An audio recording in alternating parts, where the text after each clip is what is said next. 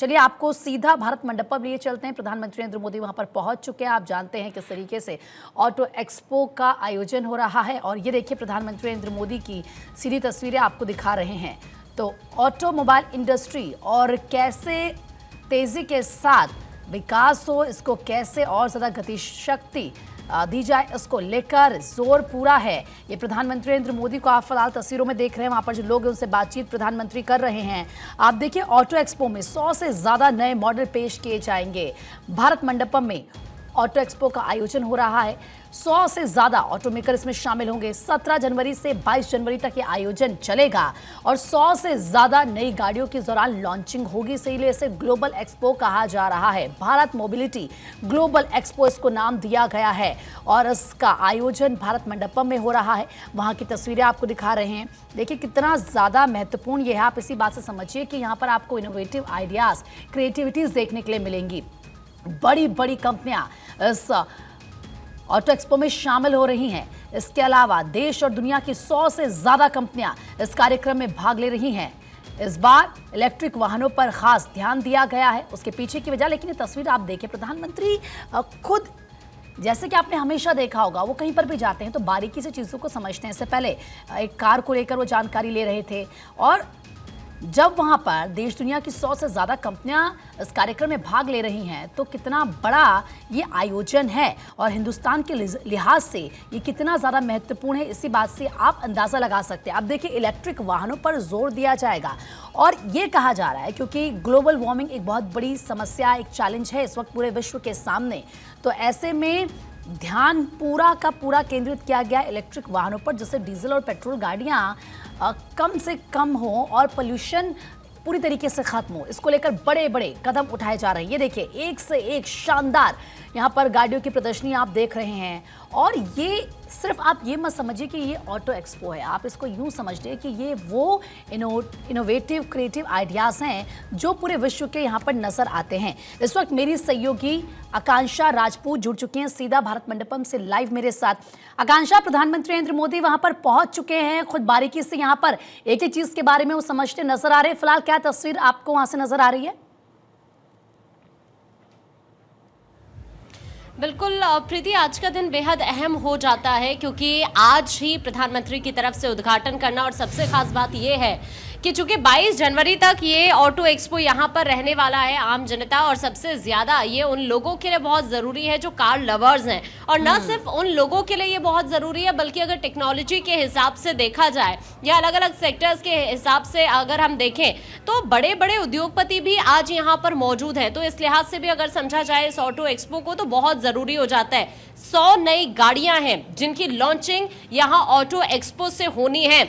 और सबसे खास बात ये, चूंकि इस वक्त मैं भारत मंडपम में ही यहाँ पर मौजूद हूँ, आपको मैं बताऊं कि यहाँ पर देखिए अगर 2 पहिया की बात की जाए, पैसेंजर व्हीकल की बात की जाए, कमर्शियल व्हीकल की बात की जाए तो अलग अलग सेगमेंट के ओरिजिनल इक्विपमेंट्स मैन्युफैक्चरर अपने मौजूदा और आगामी प्रोडक्ट्स के साथ साथ नई टेक्नोलॉजीज का शोकेस करेंगे। दर्शकों को हम वो जरूर दिखाएंगे क्योंकि इस बार अलग अलग जगहों पर ऑटो एक्सपो का आयोजन चल रहा है। चाहे प्रगति मैदान की मैं बात करूं तो यहाँ पर देखिए चूंकि इस वक्त भारत मंडपम में मैं मौजूद हूं, इसके अलावा द्वारका और ग्रेटर नोएडा के अंदर भी इसका आयोजन होने जा रहा है।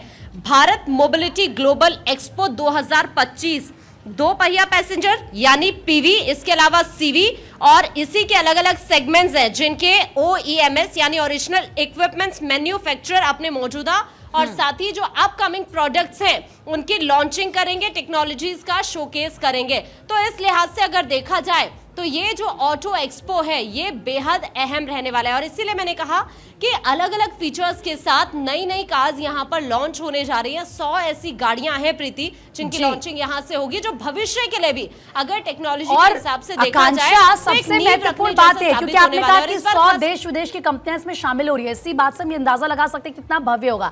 और देखिए जो कार लवर्स होते हैं खासतौर पर वो इस तरह के ऑटो एक्सपो में पहुंचते हैं क्योंकि उनको यहाँ पर इनोवेटिव क्रिएटिव जो नए आइडियाज होते हैं और नई टेक्नोलॉजीज का इस्तेमाल करके यहाँ पर ये गाड़ियां बनाई जाती है। तो जाहिर सी बात है ये अपना ध्यान खींचती हैं इन लोगों का। लेकिन दूसरी तरफ कहा जा रहा है कि इलेक्ट्रिक वाहनों पर खासतौर पर फोकस रहेगा और उसके पीछे की वजह हमने देखा है पर्यावरण को जो नुकसान पेट्रोल डीजल वाहनों से होता है। तो ऐसे में एक विजन लेकर भी यहाँ पर चला जा रहा है कि आने वाले भविष्य में किस तरीके से इलेक्ट्रिक वाहनों की तरफ पूरी तरीके से शिफ्ट किया जाए और उसकी एक झलक नजर आएगी यहाँ पर।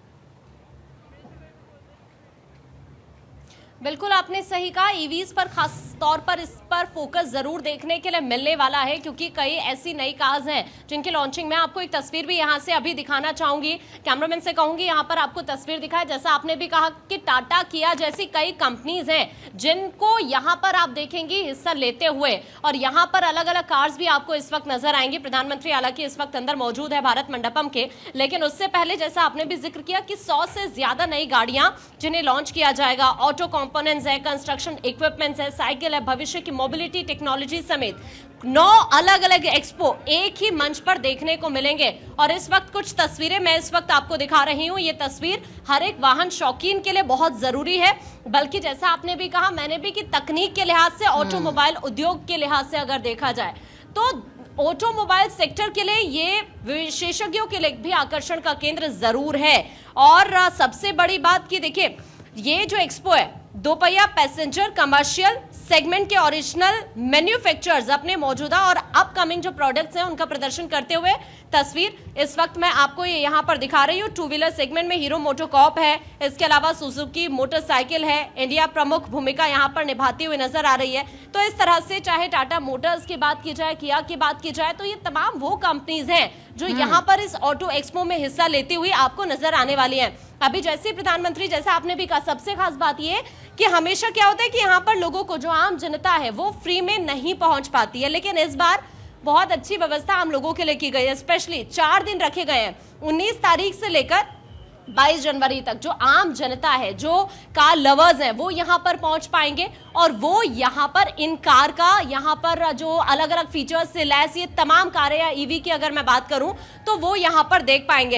इस वक्त चूंकि मैं भारत मंडपम में मौजूद हूँ, अलग अलग तस्वीरें मैं आपको यहाँ से साझा करने की कोशिश कर रही हूँ, चूंकि अभी अंदर एंट्री नहीं हो पाई है। अभी जो आम जनता है, क्योंकि प्रधानमंत्री इस वक्त अंदर मौजूद है, प्रोटोकॉल के हिसाब से अभी सभी को बाहर ही यहाँ पर देखिए स्टे किया हुआ है। लेकिन दूसरी तरफ अब से कुछ देर बाद हम वो तस्वीर आपको जरूर दिखाएंगे जहां पर अगर अलग अलग, जैसा व्हीकल्स की मैं बात कर रही हूँ, टाटा मोटर्स है, किया इंडिया है, JSW MG मोटर इंडिया है, स्कोडा ऑटो, वॉक्सवैगन इंडिया है, अपने उत्पाद और इनोवेशन के साथ हिस्सा लेते हुए आपको जरूर नजर आएगी।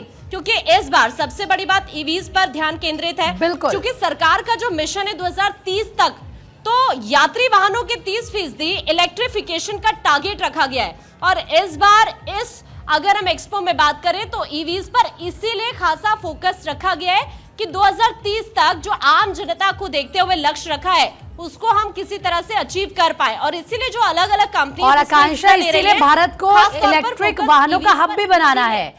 जब हम ये कहते हैं कि हमें पर्यावरण को बचाना है, जब हर मंच से प्रधानमंत्री इस बात का जिक्र करते हैं तो ईवी पर फोकस होता है। हमने इससे पहले खुद देखा है नितिन गडकरी को कि उनकी तरफ से हर मंच से ये कहा गया है कि ईवीज पर शिफ्ट होना होगा। और कहीं ना कहीं इस ऑटो एक्सपो से आज पूरे विश्व में, या जितने दिन ये पूरा आयोजन चलना है, यहां से एक मैसेज साफ तौर पर जाएगा कि हिंदुस्तान आने वाले वक्त में इलेक्ट्रिक वाहनों का हब बनेगा।